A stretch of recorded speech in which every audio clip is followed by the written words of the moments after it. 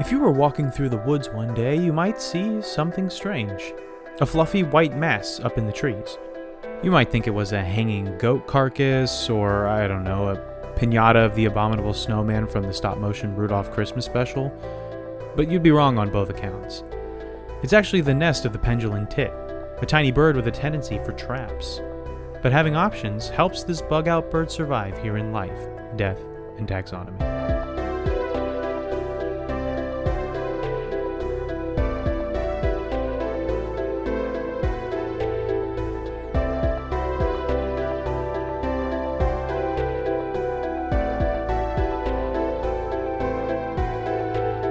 Welcome back to Life, Death, and Taxonomy. It's your 30 minutes of interesting animal info. I'm Joe.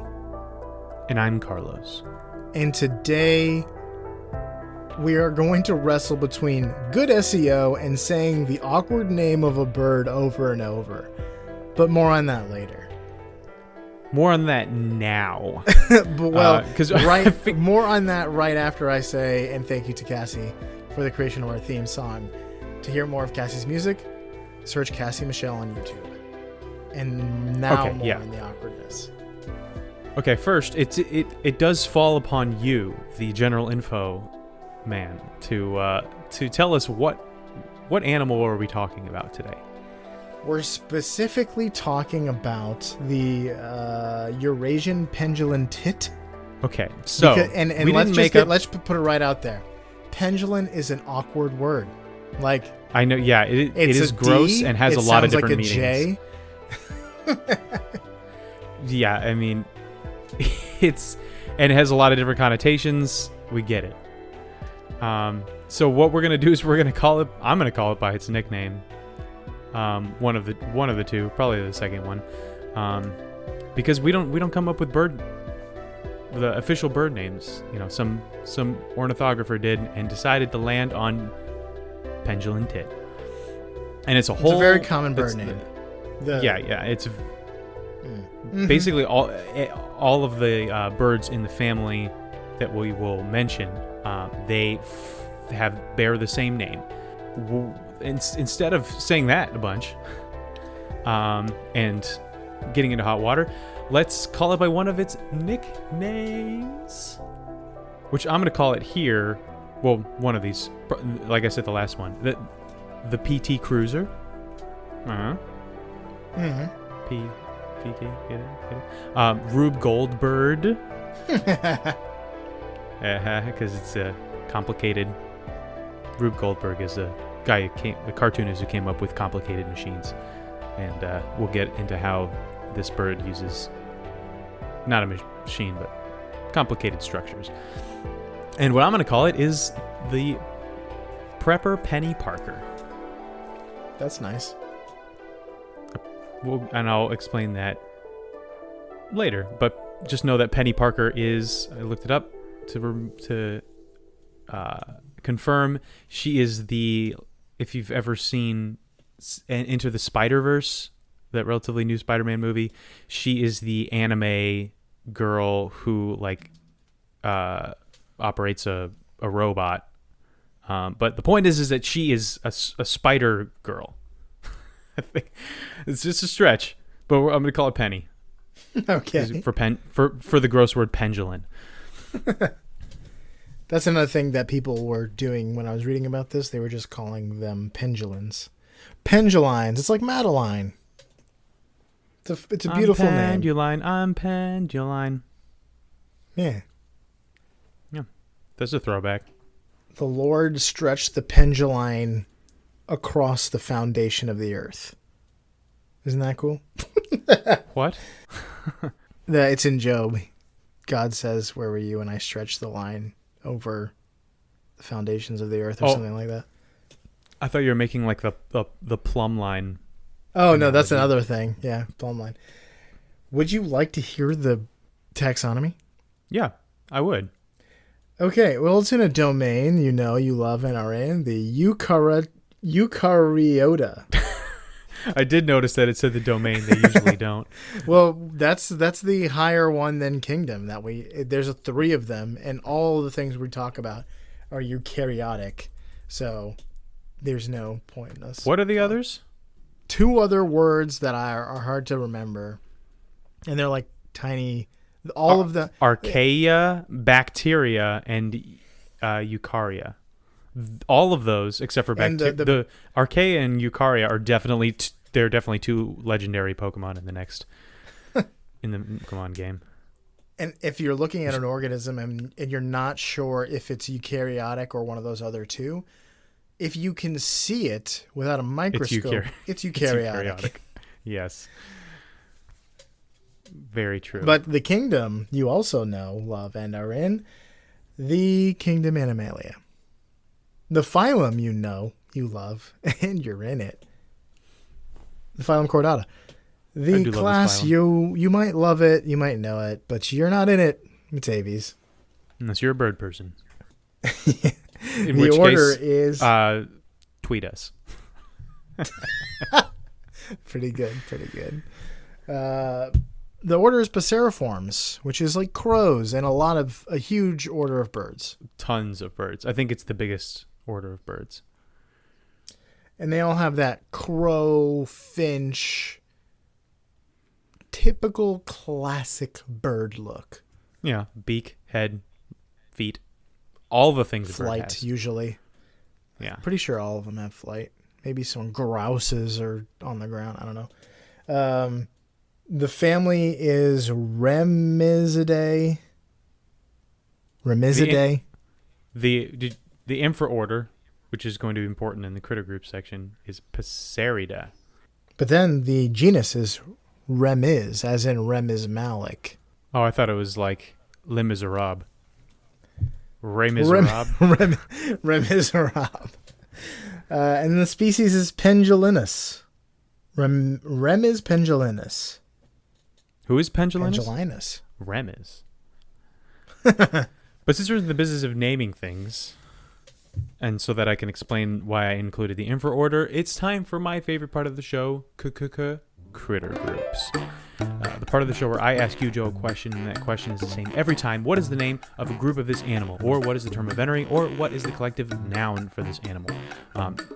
For this particular family of birds, there is no collective noun that I could find. But wrens are in the same infra order. So it's the next step up. So let's go with wrens. So if you saw a group of wrens, Joe, would you say that's an A, pillar of wrens, B, chime of wrens, C, gulp of wrens, or D, filth of wrens? Or it's E, Kylo of wrens. It's or definitely not F, Stimpies of wrens. Stimpy of wrens. I guess there's a lot more joke material we squeezed out of that one. I'm gonna go with pillar. They're pillars in our community. Final answer. The wrens, of course, we do rely on them. That is not the answer. The answer is chime. Okay, the chime of wrens. I would feel bad if it was filth. Yeah. Somebody just really hated wrens, if that was the case. Filth of wrens. I'm surprised there's not like a filth of beetles or something like that. Maybe there might be a filth of like rats or something like that. No, it's a plague of rats. That's what the group of rats are called. I guess I just gave it away, but I think we already knew that. A group of when I was looking this up, just above it was talking about swallows, and guess what a group of bank swallows are? Well, don't tell me. What if we do bank? We're not going to do them. I looked them up and they're not interesting. A vault? You're on the right track, but the answer is. Do you want to try it? Guess again. You're probably not going to get it. Purse? It is on the right track, but it's a foreclosure. No way. A foreclosure. I feel like they passed up a lot of good options and then went straight to that. I know, yeah. I mean, I guess it is something that banks do, but it's just not that characteristic. And I guess it is. Would bank be referring to the side of a river and not? I don't know. Or do they like store things? They Someone must have come up with this term of venery in like 2009 or something like that. Very, very bitter homeowner. That's true. Are you ready to hear what this thing looks like? Yeah. Okay. The pendulines are small finch-like passerine birds that come in a coat of earth tones like a modern minimalist man cave. They have white heads, better pop those, with black bandit masks around their eyes. Their shoulders are draped with a burnt orange that fades to dark brown down on their wings. This is very Their bellies poetic. are slightly... Thank you. It's good to do this description like you're in a novel. It's fun. Yeah, I feel like I'm reading a very nice description in a novel of colors. We really got to make sure that people don't feel the need to Google this while they drive, So let's continue painting this picture. Their bellies are slightly more of a cream color than their heads, and their tails have a dark black and light gray pattern. There is very little sexual dimorphism when it comes to color, except that females might have a slightly faded tone by comparison to males. It looks like a female looks like a male that went through the wash like a couple times. That happens with birds a lot. Yeah. But usually it's stark, more like a cardinal is bright red, and a cardinal female has some like red, but it's mostly brownish red. But this is just like same exact colors, just a little less. And it's just probably through selection, the males that were brightest and, had the most striking patterns did the best. Same with humans. Yeah. But they're small birds. But what does that mean? That means we get to go and do the listener's favorite part of the show. Welcome to the beloved Measure Up segment, the official listener's favorite part of the show. Dang, should we do another? We have to do another election, right? Or else it's going to have to go through another year. When was the last time we did it? This time last year? Last year, yeah. We have to do it every year? I mean, sure, like another chance for the unless you want Measure Up to be the listener's favorite part of the show forever. Yeah, let's do another. Which we still could do. Let's try to time it with the actual election, which will have that would be already fun. passed. That'll have already passed by the time this episode comes out. That's true. I guess maybe the end of the year is when we should do it. Sure, yeah. All right. Christmas thing. So, this is the part of the show when we present the animal size and dimensions in relatable terms through a quiz that's fun for the whole family. It's also part of the show that's introduced by you when you send an audio of yourself saying, singing, or chittering the words Measure Up into ldtaxonomy@gmail.com. We don't have a new Measure Up intro this week, and that's your fault. That's you. Mine? It's on you. What did I do? No, not you. Not you, although you have whipped a lot of votes in the past. And by that, I mean... I whipped them? A lot of Measure Ups. That's what they say. Yeah, that's what the whip does. Yeah. So that means we get to hear from an animal, and Carlos has to guess what it is. All right. Prepared for such a responsibility? I listened to a self-help book this morning, so I think I'm good to go. Okay, without further ado, the listener's favorite part of the show.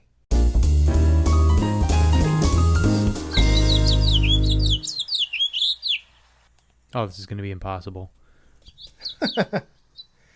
Okay.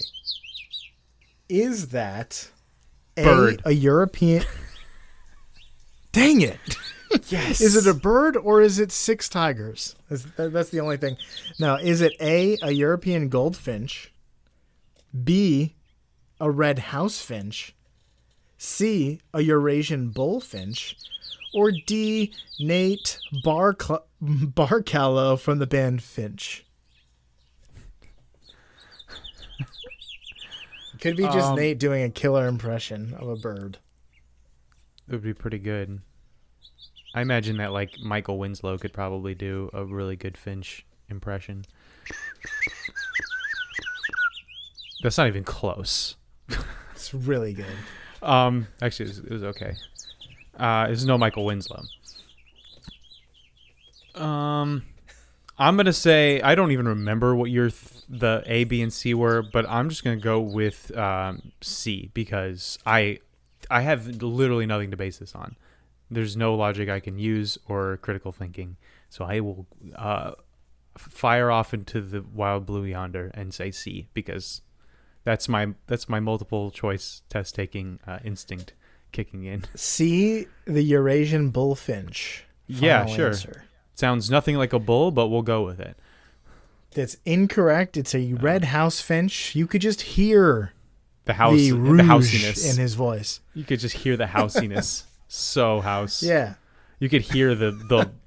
He sounds just like an arrogant Hugh Laurie.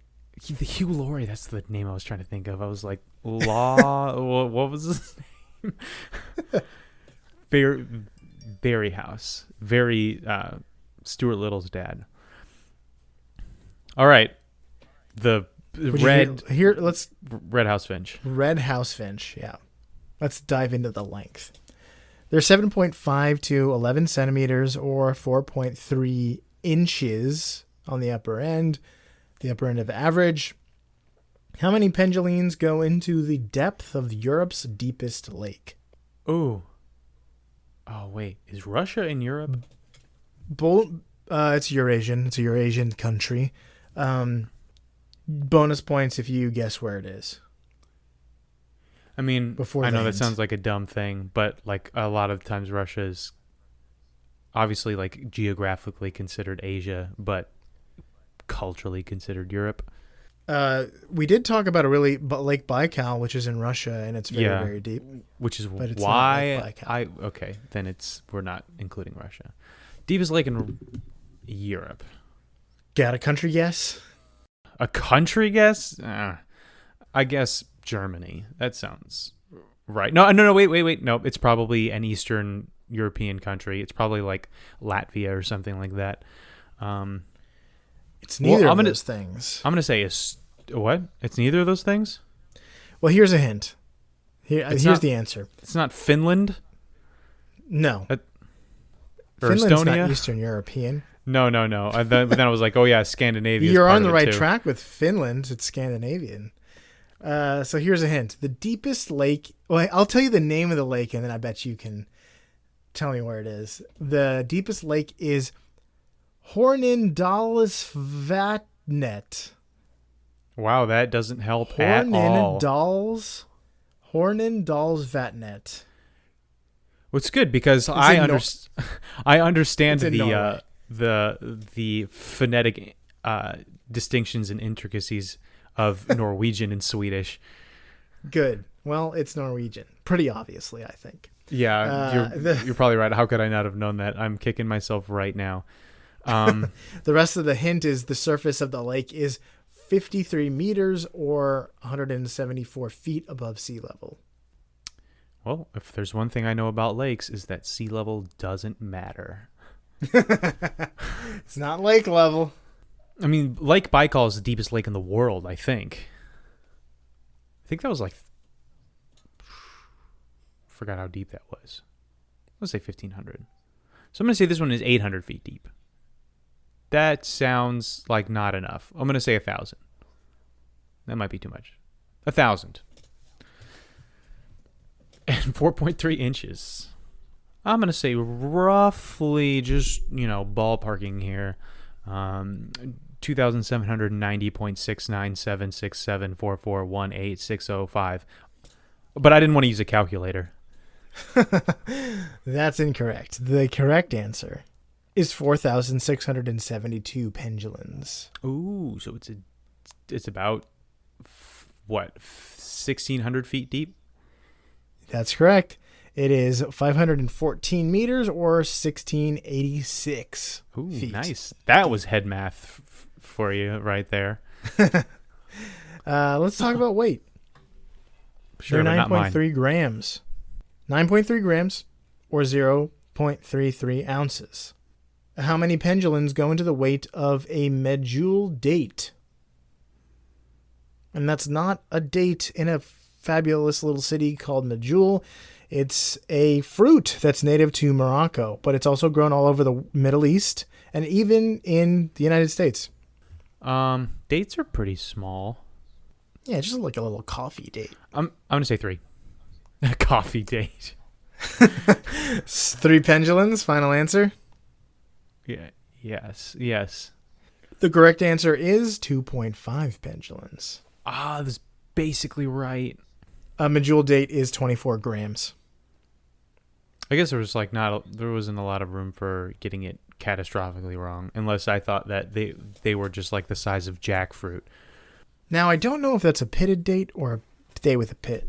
Maybe if it had a pit, it would be 3 full pendulins. If you brought your pit bull to a date, depending on the other person, you might do really well or very poorly. If you're in that movie Must Love Dogs, I'm assuming that would go well, although I haven't seen the movie. Sure. It might be like Men Who Stare at Goats, where it doesn't have very much to do with dogs at all. Yeah, Men Who Stare at Goats had almost nothing to do with dogs. Yeah, there were very few dogs in that movie and very few goats. Let's talk about fast facts.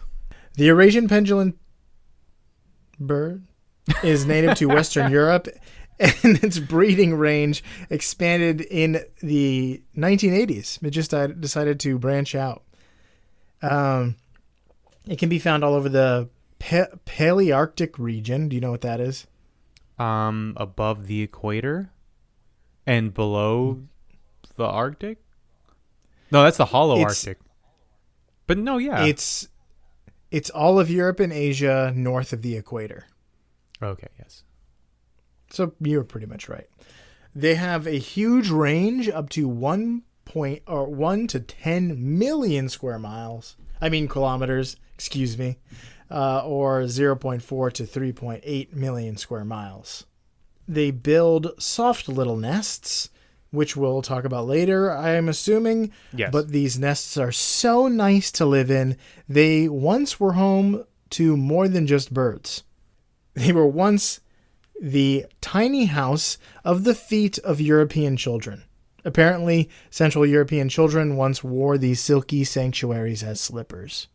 That is nasty. Or is it adorable? When you find out what they're made of, it's nasty.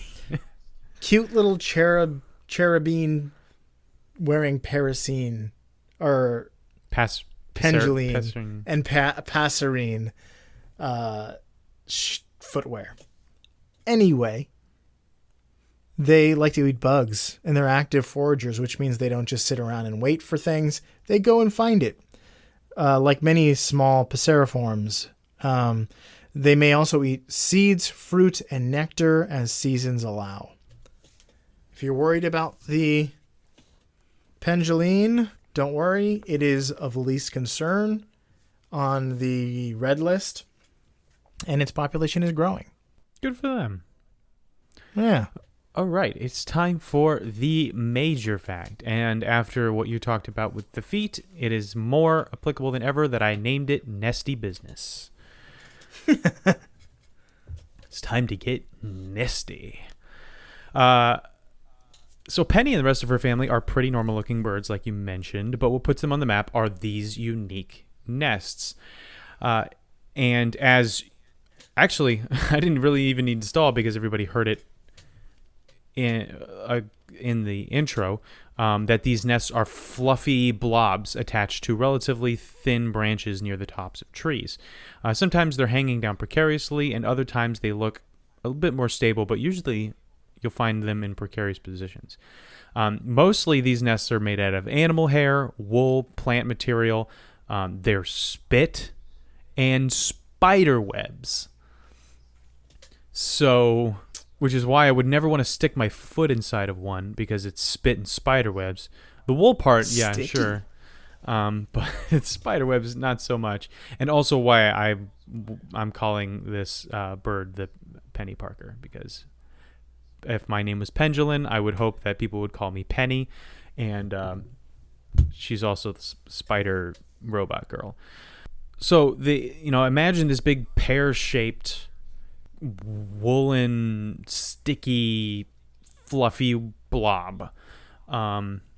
And okay, I was already doing that.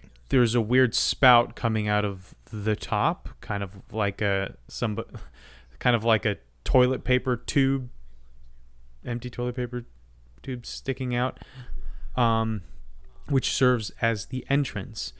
And unlike many animal nests, it's a big house with lots and lots of rooms. It has but specifically the Cape Penduline, not the Eurasian Penduline, but the Cape Penduline has a secret. Literally, when trouble comes a knockin', Penny has a safe room. The spout that I mentioned earlier is actually a false entrance into the nest. So remember, we're picturing this like on the very end of a branch that looks like it could break at any moment. There's just this big kind of gourd pear, almost like a watering pail thing with this spout. Here's my handle, here's my spout. But yeah, this kind of thing sticking out, and you're like, that's the way that the bird gets in and out of the nest, and you'd be only partially right. Because as predatory birds, snakes, or unwanted males make their way into the entrance, they will be bewildered at a smallish, empty chamber in the nest. So it's the opposite of a TARDIS. It's much smaller on the inside than it looks like on the outside, and they'll just leave, like the stormtroopers in A New Hope when they go on board the Millennium Falcon and see that our intrepid heroes are not there. But then once the threat leaves, Penny, Han, and Chewie emerge from their trapdoor and go about their merry business of, I guess, chaotic, neutral smuggling and sabotage. But unlike the Millennium Falcon, the trapdoor is actually right above the spout entrance. So when Penny, who built the nest and knows where everything is, when she enters the spout part of the entrance, she also opens a slit in the ceiling with her foot and then climbs through, which gives her access to the actual nest where the chicks or eggs are, and the trapdoor closes behind her and sticks with the spider web. So it's kind of like a bait and switch for the enemies. It's a mysterious fun house for everyone but the person who built it, or the bird that built it. But yeah, so it's not a very long major fact, but it's like one of the most interesting bird nests that I had come across. And the fact that they would go through the trouble to build a secret pseudo room so that anyone going into the nest would be like, oh, I guess nobody's here, and then to Scooby-Doo your way right back out once they're gone. It's ingenious. But that's all I got. It is ingenious. That's all I got. All right, that was Penny Dreadful. I mean, Penny Parker. I mean, the Penduline. It's also I called it a prepper in this prepper Penny Parker, and I'm just picturing like a Y2K fearful person who built like a nuclear bunker in their basement, like that's their safe room. And so someone comes, so that when I guess the nuclear radiation comes knocking, they won't find them. So for you out there in podcasting, build your nest, tend to your young, and never buy a house without a few trapdoors like the Penduline tit here in Life, Death, and Taxonomy.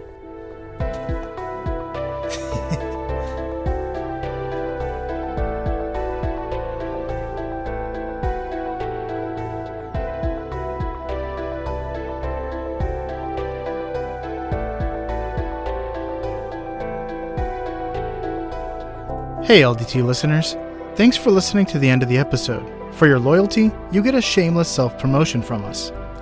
If you haven't already, leaving a review on your favorite podcast app can really help us grow. But telling your podcast-loving friends about us is even better. Also, don't forget to send in your Measure Up intros and animal suggestions to ldtaxonomy@gmail.com. We love hearing from you. As always, thanks most of all for listening.